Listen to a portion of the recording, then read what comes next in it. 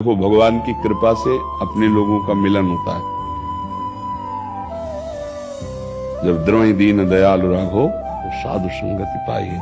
साधुता का तात्पर्य होता है लक्षणों से, वेश से नहीं। जैसे अपने लोग भगवत गुणगान, भगवत दास हैं, सब भगवत यशो गायक हैं, उनके यश का गान करने वाले। तो हमारे जीवन का चरम लक्ष्य होना चाहिए स्मृति, भगवत स्मृति में डूबे हुए भगवत गुणगान, भगवत भाव से किसी की भी सेवा। और भगवान मुझे निमित्त बनाकर केवल कर रहे हैं, करना उनका है। एक मैं निमित्त मात्र हूं, कहीं भी अहम ना होना, यही हमारे जीवन की परम आध्यात्मिक संपत्ति है। अगर स्मृति विहीन मिनट गया वो बड़ी हानिकारक है। का हनुमंत विपति प्रभु सोई, जब तो सुमिरन भजन न होए। स्मृति के साथ सेवा,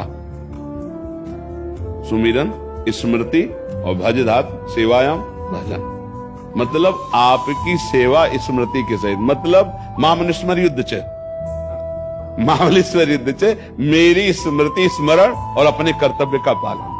बस ये सार बात समझ में आई है।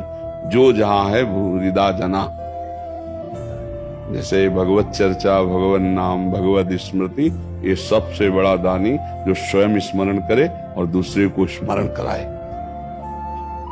पर वो तभी हो सकता है जब कथयंत च माम नित्यम और तुष्यंत च रमंत च। इसको बहुत आंतरिक भाव से समझना है। कथयंत च माम नित्यम, लेकिन तुष्यंति च रमंति च, उसी में तुष्यंति, जो बोधयंता परस्परम कथयंति च माम नित्यम, मच्चित्ता मदगत प्राणा बोधयंता परस्परम, तो कथयंति च माम नित्यम, मेरा ही कथन हो, और उसी में तुष्यंति च रमंति च। पर ये चीज थोड़ा हट जाती है। कथयंति च माम नित्यम ये तो हो सकता है, लेकिन तुष्यंति च रमंति च, इसमें अंतराय आ जाता है।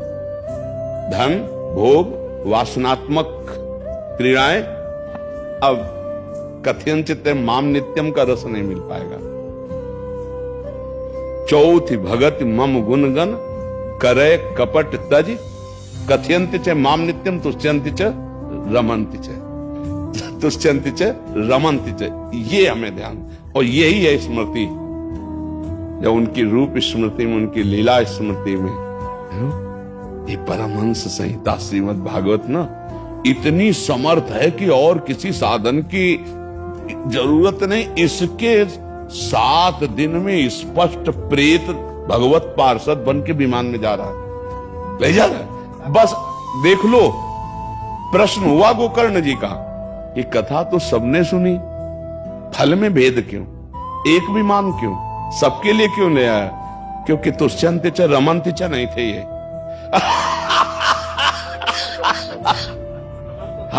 हाँ, मनन नहीं था, तुष्यंत च रमंत च ना होने के कारण, और इसने भूख प्यास सबका त्याग करके ये इसी में तुष्यंत च रमंत च, इसीलिए विमान इसके लिए आया है। अगली बार फिर तैयारी करो तो विमान हम सबके लिए लाएंगे। और तैयारी की गई और विमान आया सबके लिए, और सब गए भगवत स्वरूप। श्रीमद् भागवत कलयुग में क्या, मतलब हर युग के लिए, क्योंकि भगवान की पावन चर्चा ना परम वरदान है।